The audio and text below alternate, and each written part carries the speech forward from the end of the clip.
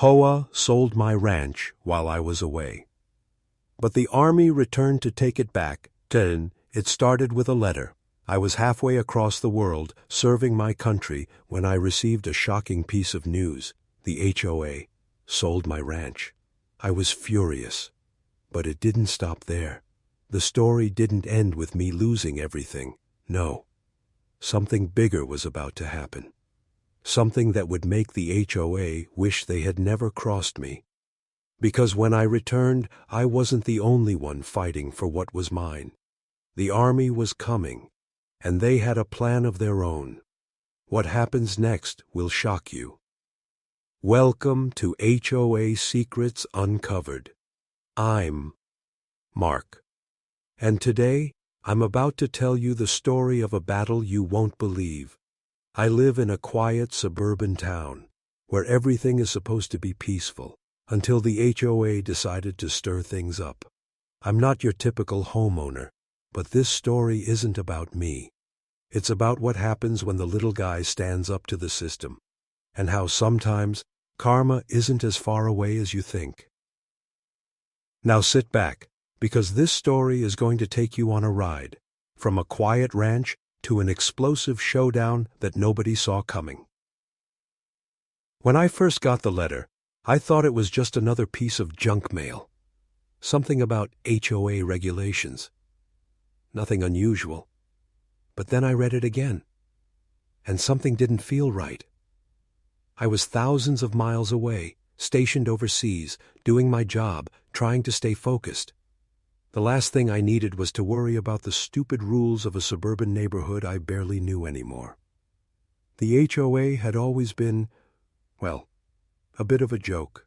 Small rules, petty complaints about mailbox heights, the color of your lawn, and even how you parked your car.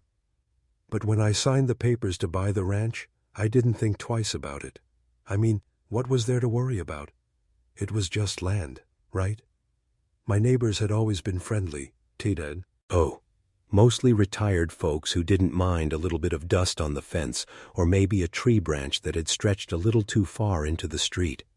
Everyone knew each other, and the HOA wasn't much more than a handful of old folks trying to enforce silly rules. I thought that as long as I kept my distance, they'd leave me alone. But I guess I was wrong.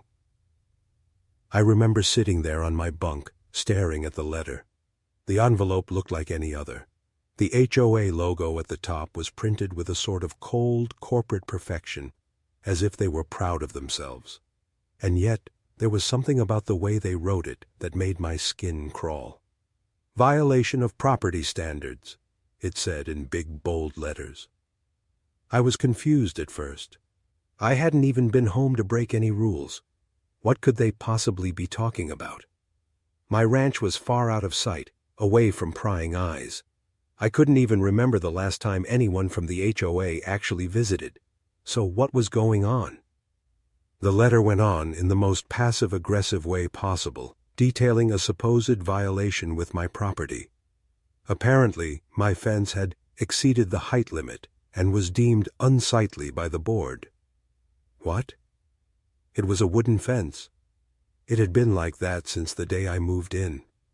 There was nothing wrong with it. I felt a knot form in my stomach. I knew the HOA was petty, but this felt different. Was someone just trying to get under my skin while I was away? Was this their way of reminding me that I wasn't in control anymore? I ran my hand through my hair and looked out the window of my quarters. The dusty desert outside felt miles away from the familiar feel of my ranch, with the sun beating down on the rolling hills and the wind rustling the tall grass. I hadn't been home in months, but I knew one thing. When I got back, I'd deal with the HOA. I had to. But what I didn't know, what I couldn't have known, was that while I was sitting there thinking about the fence, the HOA had already set their plan into motion. I had no idea how far they were willing to go to take control of my property. Days turned into weeks. I kept getting these weird letters, little notes from the HOA, asking me to correct the violation or else face a fine. I thought I could deal with it when I returned. It was just a fence, right? Just a small thing. I would be home soon enough, and it would all be fixed. But then, the final letter arrived. The one that changed everything. It wasn't just a violation anymore. It was a threat. A real one. The HOA wasn't asking me to fix anything. They were demanding I address the matter of the fence immediately, or they would be forced to take further action. This was no longer about a stupid fence or my grass being a few inches too tall. This was something bigger. And at that moment, I started to feel it in my gut. Something wasn't right. I immediately contacted my lawyer to see what I could do. I couldn't just let them take control of my property. But as I made that call, I started to wonder, how far was the HOA willing to go? Why was this such a big deal to them? And more importantly, who was behind all of this? I wasn't there to fight it. I was stuck in the middle of nowhere, with my hands tied, waiting for this mess to get sorted out. I couldn't even visit the property and look for myself. I was left with nothing but the letters, and the feeling that someone was taking something from me without my knowledge. I couldn't sleep that night. I tossed and turned, my mind racing through all the possibilities of what could be happening back home. Who was the one causing all this trouble? Why would the HOA go to such extreme lengths to mess with my life when I wasn't even there to defend myself? And then it hit me. What if they were doing this to others? What if I wasn't the only one they were targeting? I felt a chill run down my spine at the thought. But what could I do? I was miles away. My lawyer said to wait, to just sit tight and let the process work itself out. But that didn't feel like the right answer. Not with the way things were escalating. I needed to get back. I needed to figure out what was really going on. Weeks turned into months, and before I knew it, my time overseas was almost up. I had my return flight booked, and I was ready to face the mess that awaited me. But nothing could have prepared me for what I was about to find out. The last letter I received was unlike the others. It wasn't from the HOA. It was from someone else. Someone with more power than I had ever imagined. And that's when I knew. I wasn't going to be the one to take the fight to them. Something bigger was already happening behind the scenes. Someone else was coming to take control of my land, and they were going to do whatever it took to get it back. The days leading up to my return were filled with a growing unease. I kept hearing more and more about my ranch, but the details were sketchy, and I couldn't trust anyone who wasn't already tangled in this mess. I felt helpless, stuck on the other side of the world, unable to do anything. And the letters, they just kept coming. Each one worse than the last, filled with threats of fines, property violations, and demands to fix things I hadn't even known existed. But what I didn't know at the time was that the HOA wasn't just playing games anymore. This wasn't about a few broken rules.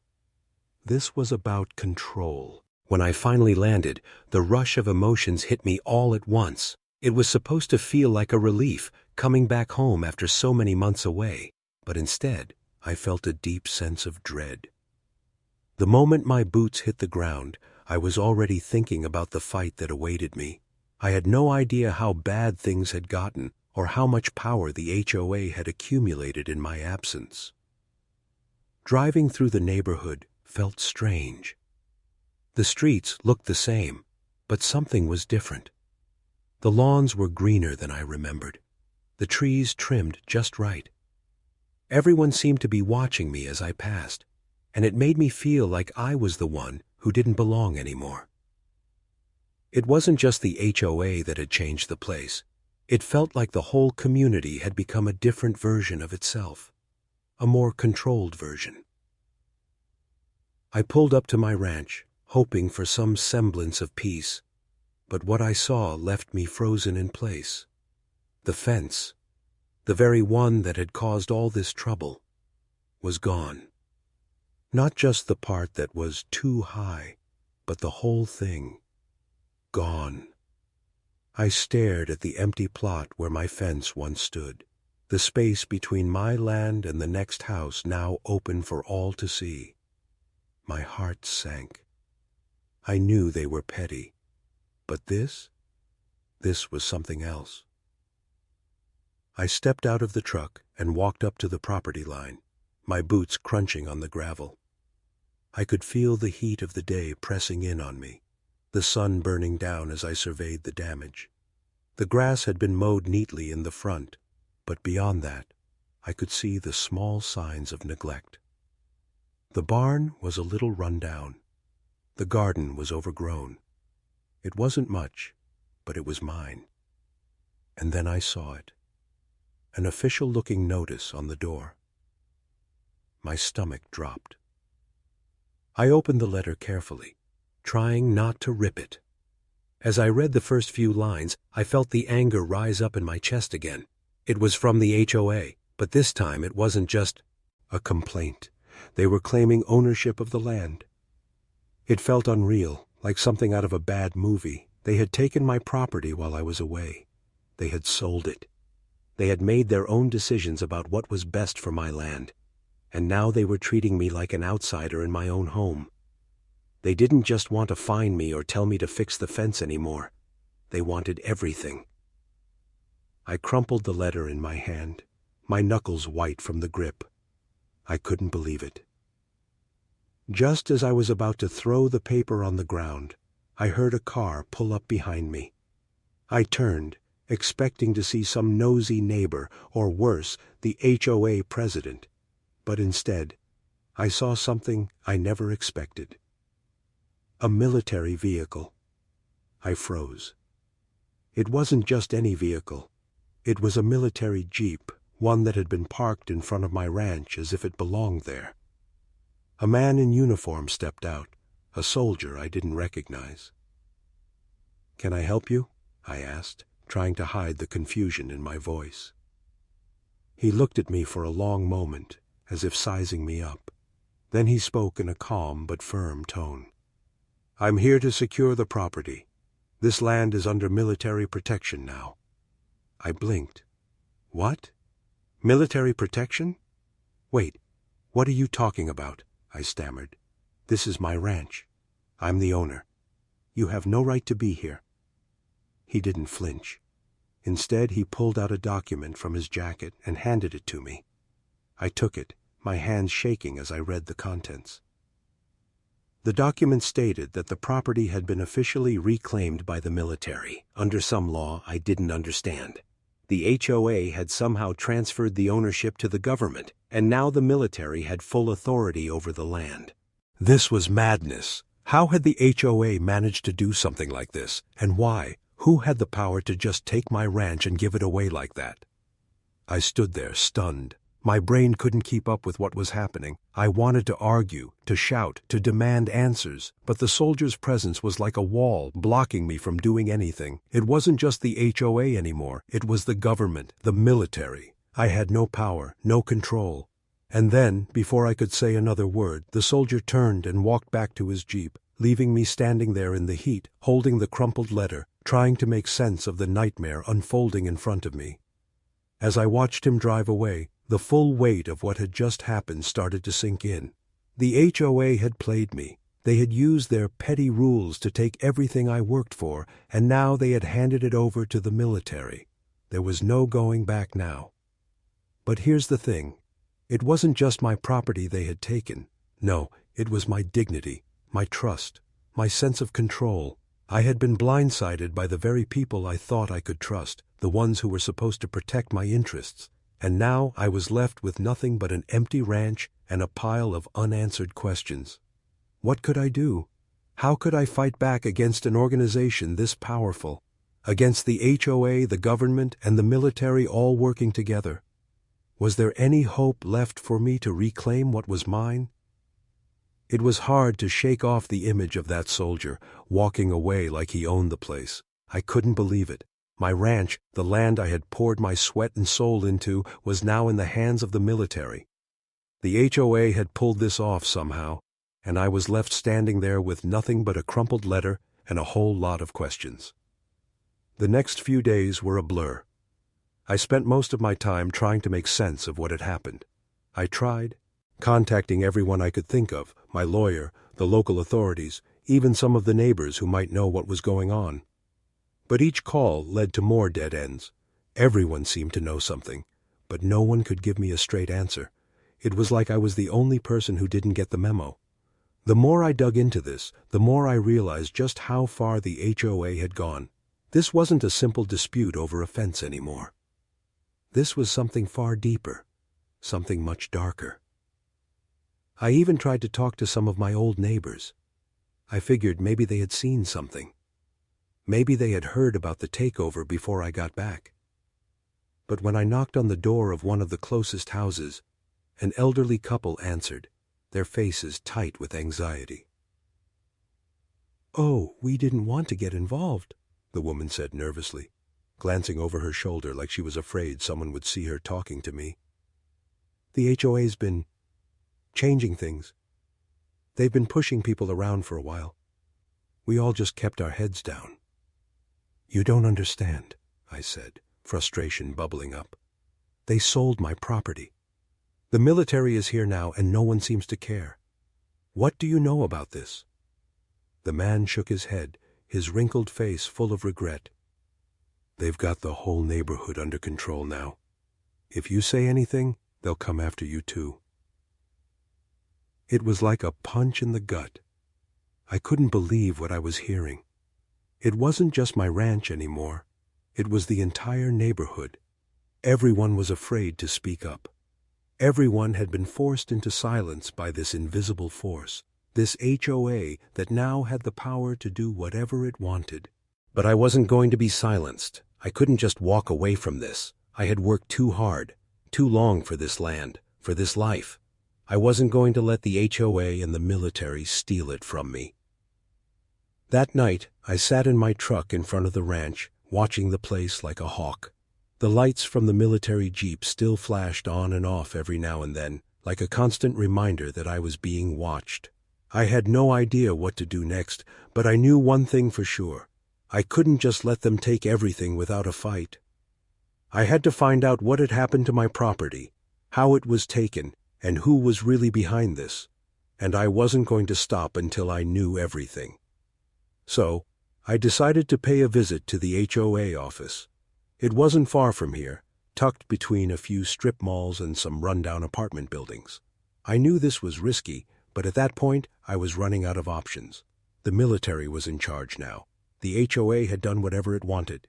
If I wanted answers, I had to go straight to the source. I parked across the street and watched the office for a while, trying to get a feel for what was going on inside. The lights were dim, and there were no cars in the parking lot. It looked like no one was even there, but something told me this was the perfect time to strike. I had to know who was really pulling the strings. I walked into the building slowly, the door creaking as I pushed it open. The smell of old paper and stale coffee hit me right away, and I almost turned back. But I didn't. I couldn't. Inside, the office was quiet. Too quiet. I walked past rows of empty desks, some of them stacked high with files and paperwork. The place was a mess, but it didn't seem abandoned. Someone was here. I could feel it. Then, I heard footsteps. I froze. A figure appeared from the back office, and I instantly recognized her. It was Linda, the HOA president, the Sam, a woman who had signed all those letters, the same one who had been causing me nothing but trouble from the start. Her eyes widened when she saw me standing there. For a moment, she looked like she'd seen a ghost. But then, her face hardened. "What are you doing here?" she snapped, her voice sharp. "You have no business in this office." "I need answers," I said, trying to keep my voice steady. "What's going on, Linda? Why did you sell my ranch? Why did you hand it over to the military?" Her eyes flicked toward the door, and I could see the panic setting in. She was scared. But not of me, of something bigger. "We didn't have a choice," she said, lowering her voice. "You don't understand. We were just following orders." "Orders from who?" I demanded. "Who's really behind this?" Her gaze shifted, and for a moment I thought she was going to break. But then she glanced at the back office, like she was looking for a way out. "I can't say any more," she whispered, her voice trembling. "They'll come for me if I do."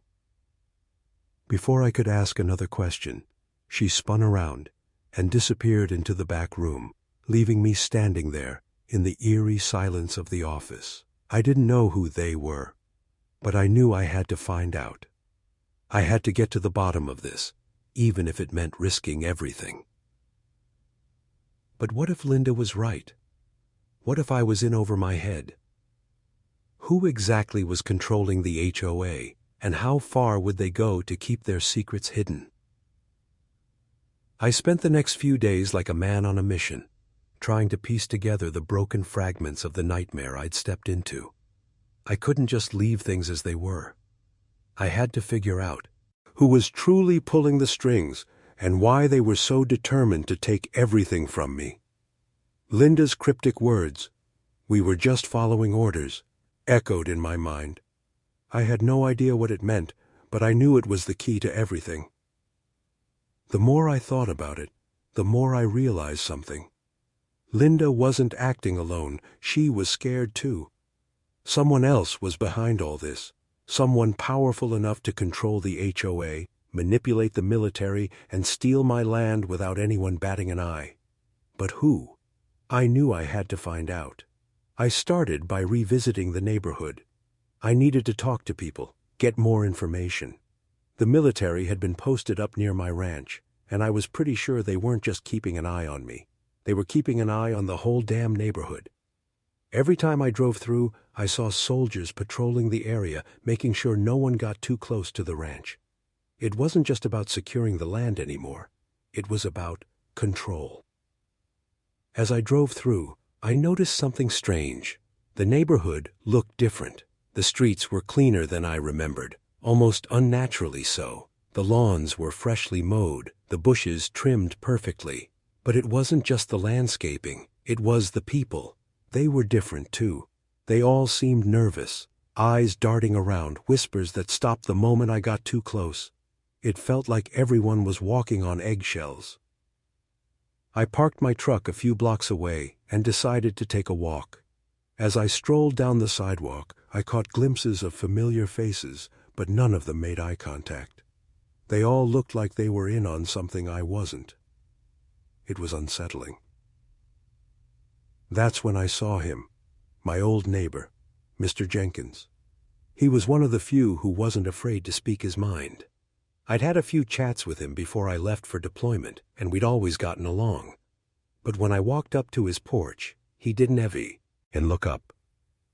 "Hey, Mr. Jenkins," I said, trying to sound casual, but there was a weight in my voice that I couldn't hide. "How's everything been around here?" He looked at me for a second, but then his gaze quickly dropped. "Everything's fine," he muttered, avoiding my eyes.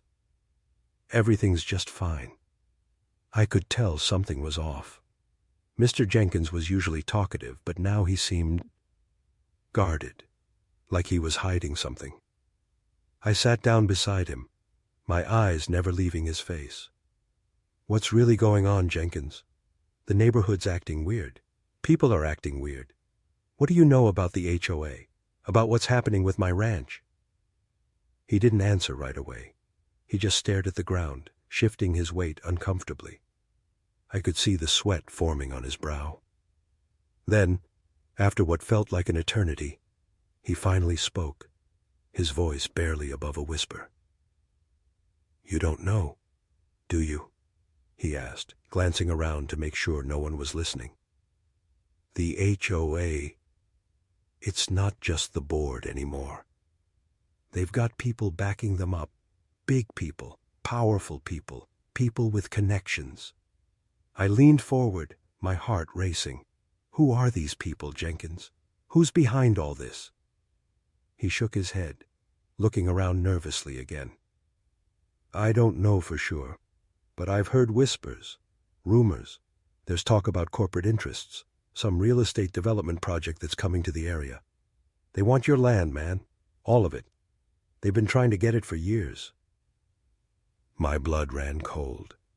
So it wasn't just about petty rules and fences. It was about money, power, the kind of things people would go to extreme lengths for. "Real estate developers?" I asked, almost to myself. It made sense. They had to have some motive for what they were doing, but why go so far as to involve the military? Why drag the government into this? Jenkins looked like he was about to say something more, but before he could, a car pulled up to the curb. It was a black SUV with tinted windows, and the moment it stopped, I felt a chill run down my spine. The door opened, and out stepped a man in a suit. His presence was commanding. He looked like someone who had power. He glanced at me briefly, then turned to Jenkins. "Is there a problem here?" he asked, his voice smooth but firm. Jenkins stood up, his body stiff. No problem at all. Just a little chat." The man's eyes moved to me, and for a brief moment, I felt like he could see right through me. "Good," he said, his voice carrying an underlying threat. "We don't want any trouble." I didn't know who this guy was, but I knew I wasn't welcome. I stood up, ready to leave, but I couldn't shake the feeling that I had just crossed a line I shouldn't have. As I walked back to my truck, I couldn't help but wonder, who were these people? Who was behind the HOA, the military, and now these corporate interests? It wasn't just about my ranch anymore. It was about something much bigger, something darker, and I was right in the middle of it. I couldn't shake the image of that man in the suit. He had this air about him, like he was untouchable. Every step he took seemed calculated, like he knew exactly how much power he held over this town.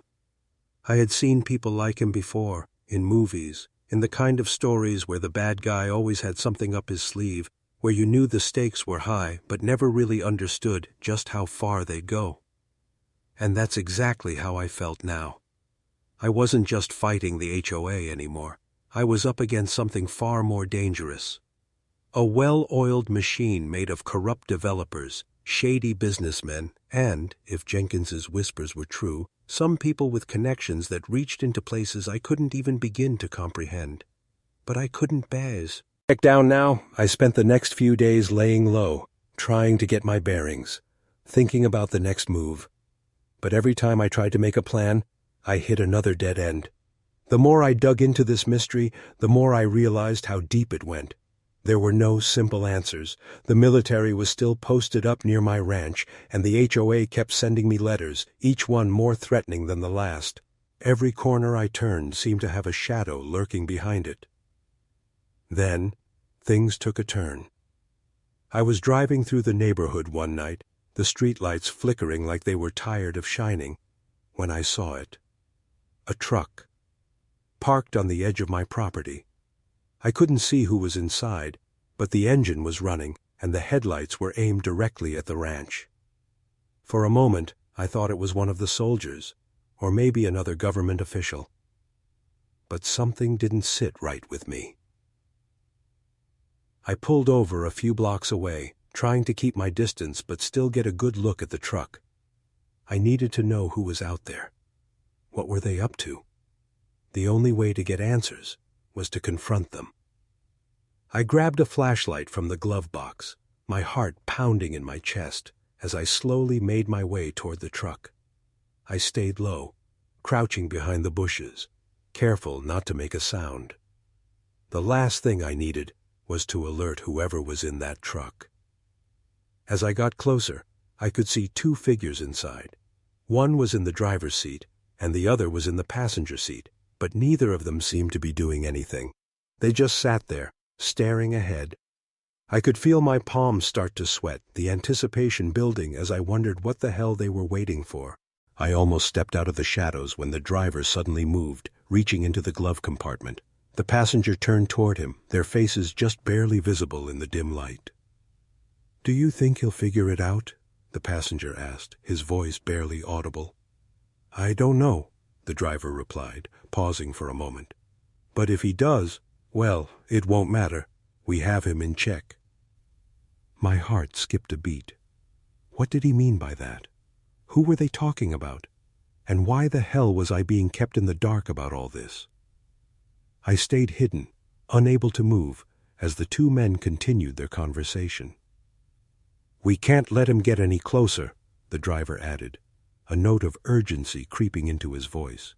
"The HOA will handle it. We just need to make sure he doesn't cause a scene." The passenger nodded. "Agreed. We keep the pressure on him and he'll fold. He doesn't stand a chance." I felt like I was going to choke on the air. They were talking about me. They were planning something, but what exactly? Were they talking about silencing me, or was this all part of the bigger scheme to take control of my ranch? I didn't know how long I stood there, paralyzed by the conversation I was overhearing. But eventually the driver started the truck, and they pulled away slowly, disappearing into the night. I didn't move for a long time after that. I couldn't believe what I had just heard. They know about me. They knew I was getting too close to uncovering the truth. They were preparing to make their next move, and I had no idea what that move would be. All I knew was that it wasn't going to be good for me. I spent the next few hours sitting in my truck, running through everything in my head. Who were these people? And what did they mean by pressure? What exactly were they planning? I thought back to the conversation I had overheard with Jenkins. He had mentioned that powerful people were involved. But now I realized that these people weren't just interested in land, they were interested in control. They wanted more than just a few plots of land. They wanted the entire neighborhood, every last piece of property they could get their hands on. But why? Why go to such extreme lengths for this place? I couldn't let them win. I couldn't let them have this neighborhood.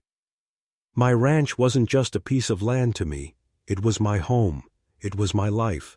And I wasn't going to just roll over and let them take it from me without a fight. So, the next morning, I did what I had to do.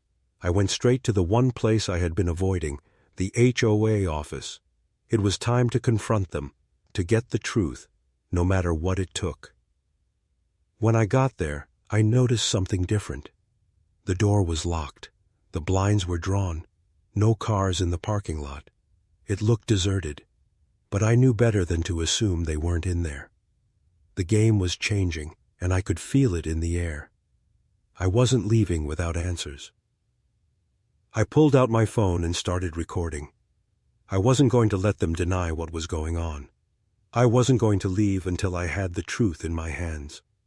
The door creaked open, and I stepped inside, my heart pounding. "Hello?" I called out, my voice echoing in the empty office. "Anyone here?" Nothing. I made my way to the back of the office where the doors were locked too. But as I stood there, staring at the locked door, I realized something. I wasn't alone. A figure stepped out from behind the door. It was Linda. And this time, she wasn't pretending to be the sweet, helpless HOA president. She had a look in her eyes that sent a shiver down my spine. "I told you to stay away," she said coldly, her voice low and menacing. The realization hit me like a ton of bricks. Linda was more than just a pawn in this game. They control the HOA, the military. Everything. The room seemed to close in around me. The government? How was that even possible? How could something this big be happening right under our noses? "Are you saying the military is involved in this?" I asked, disbelief coloring my tone. "Are they really working with these people to take over?" Linda's eyes flickered with fear again. "It's worse than that. They've been in charge for years. They don't need permission. They just do it. And when they're done with this neighborhood, they'll move on to the next one." I took a step back. trying to process everything she had just said. My mind was racing, my heart pounding in my chest.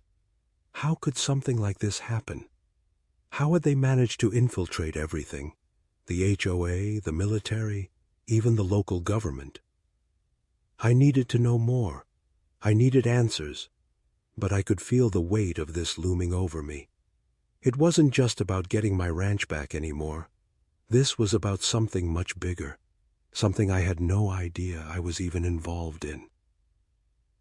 "I don't know if I can help you anymore," Linda said, her voice full of sorrow. "I've already said too much. If they find out what I've told you—" Her voice trailed off, and I could see the fear in her eyes again. She was scared for herself, but also scared for me. This wasn't a fight I was prepared for. This was a war, and I had just become its latest casualty. "I'll handle it," I said, trying to sound more confident than I felt. "I'm not going to let them win." She shook her head, almost in disbelief. "You don't understand. It's not just about you anymore. It's about everyone here. You're not the only one they're after." And with that, she turned and walked out of the room, leaving me standing there, alone with my thoughts. I knew one thing for sure. I was in way over my head. I had always thought I was just trying to save my ranch, but now I realized I was fighting for something much bigger. The entire neighborhood was at risk, and if I didn't do something fast, they'd lose everything. But how could I stand up to something this big? How could I fight a corporation, the military, and the government all at once? The question kept echoing in my mind. What's the real plan behind all of this? The next few days felt like a nightmare that I couldn't wake up from. Everything I thought I knew had been turned upside down. Linda's confession had shattered any hope I had left that this was a simple case of overzealous neighbors and petty HOA rules. No, this was bigger. This was a conspiracy, something that reached far beyond my little ranch. The military, the government, a faceless corporation. Everyone seemed to be in on it, and I was the only one left in the dark, fighting to hold on to something that was slipping through my fingers. But I wasn't going to give up. Not yet. Every moment I spent stewing over the situation only made me more determined to fight back. It felt like the whole neighborhood was already lost to this invisible force. I couldn't count on anyone in the HOA, not even Linda. She had spilled some truth, but not enough. She was still a prisoner in her own way, just like the rest of us. She was scared, and for good reason. Whoever was behind all this played a game with rules that I couldn't even begin to understand. I knew I had to go deeper. I started looking into the corporation Linda had mentioned. It didn't take long to find out that this wasn't just some small-time land developer. This was a massive conglomerate with interests in everything from real estate to government contracts. They were everywhere, buying up properties, controlling the market, and manipulating local governments. I couldn't even find a clear picture of who was running it. The names were always just out of reach, hidden behind layers of shell companies and legal jargon. But that didn't matter right now. What mattered was that they were coming for my home, and I had to stop them before it was too late. One night, I got a call from a number I didn't recognize. My heart skipped a beat when I saw the area code. This wasn't a local number. I hesitated, but then picked up. "Hello?" I said, my voice barely above a whisper. There was a long pause on the other end before the voice finally came through. It was low, but I could hear the tension in it. "You don't know who I am, but you need to listen to me. You're in way over your head." I didn't recognize the voice, but there was something in it that made me feel like I was talking to someone who knew exactly what I was up against. "What are you talking about?" I asked, trying to keep my calm. "Who is this?" "The truth isn't what you think," the voice said, cutting through the silence. "You're not just fighting for your ranch. This is much bigger than that. This is about control over everything." I felt a wave of nausea hit me. My mind raced as I tried to piece the pieces together. "Who are you? What do you want from me?" "I'm someone who knows how this game is played," the voice continued. "And I'm telling you, you don't stand a chance unless you understand what you're really up against." I felt my fists clench. "I'm not backing down," I snapped. "I'm not going to let them take what's mine." There was a short laugh on the other end, but it wasn't comforting. It was dark, almost mocking. "You don't have a choice. This isn't about you anymore. It's about something far bigger than you can even imagine. The people who are behind this, they've already won, and if you keep pushing, you'll regret it." The line went dead before I could respond. I stood there in stunned silence, the weight of those words sinking in. They've already won? What did that mean? Was I really fighting a losing battle? The next morning, I couldn't shake the feeling that someone was watching me. It was like the air was thick with tension, and every sound seemed amplified. I walked around the ranch, looking over my shoulder, but I couldn't see anyone. Still, the feeling lingered. As I walked toward the barn, I noticed something strange. A small black car parked just down the road. It wasn't unusual to see cars passing by, but this one seemed out of place. The windows were tinted, and there was no sign of movement. I couldn't help but stare at it, a knot tightening in my stomach. Something about it felt wrong. I approached cautiously, my heart racing as I kept an eye on the car. I thought about turning around, but then I noticed the driver's side window slowly rolling down. A man with a sharp suit and dark sunglasses leaned out. "We need to talk," he said, his voice flat and emotionless. "Now." My pulse quickened. This wasn't a coincidence. It was happening. They were closing in, and I had no idea what was coming next. But I wasn't about to back down. Not now. I walked over to the car, keeping a safe distance. "Who are you? What do you want?" "Let's just say we have mutual interests," the man said, his eyes hidden behind the dark lenses. "You've been digging into things that don't concern you, and now it's time for you to stop. It's time for you to walk away." I crossed my arms, my feet planted firmly in place. "I'm not going anywhere. I'm not giving up. If you think I'm just going to roll over, you've got another thing coming." The man's lips curled into a slight smile, but there was no warmth in it. "You don't understand," he said, his tone cold. "You're just a pawn in a much larger game. And right now, we control the board. So, here's your choice. Walk away quietly, or we'll make sure you regret it." I felt my jaw clench. These people, whoever they were, weren't playing fair. But I wasn't going to let them intimidate me. "You don't scare me," I said, meeting his gaze directly. "And I'm not backing down. Not now, not ever." The man's expression didn't change. "Then you're a fool," he said, before rolling the window up and driving off without another word. I stood there, rooted to the spot, my mind spinning. What was I up against? What kind of power did these people have to make threats like that? The fear that had been growing inside me was now a full-blown reality. They weren't just threatening me. They were planning something, and I wasn't sure I was ready for it. But I didn't have a choice. I had to keep going. I had to find out who these people really were and how to stop them before they took everything.